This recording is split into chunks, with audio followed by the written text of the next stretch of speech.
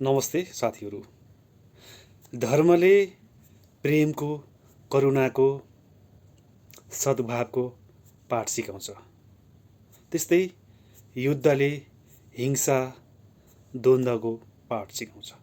त्यसैले धर्ममा प्रेम आवश्यक छ, धर्ममा करुणा आवश्यक छ।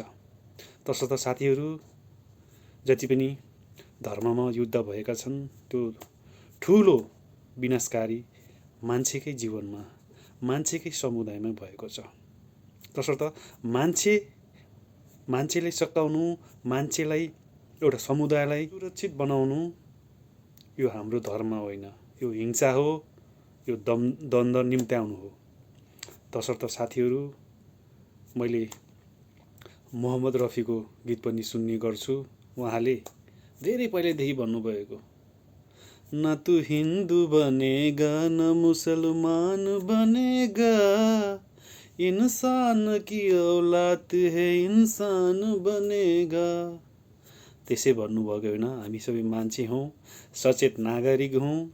एकअर्काको धर्मलाई सम्मान गरौँ।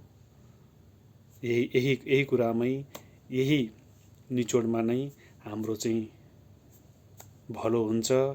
हाम्रो मानव जातिको, समुदायको यसमा नै ठुलो विजय हो।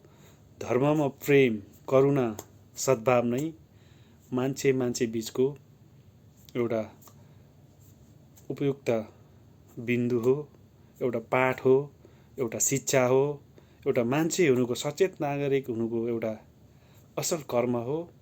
तसर्थ हामी सबै आफ्नो धर्मलाई प्रेम गरौँ, करुणा गरौँ, सम्मान गरौँ।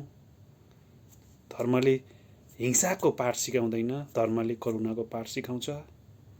हामी शान्तिको कामना गरौँ। हामी सबैको जय यसैमै छ। जय होस्, जय रहोस्, जय होस्।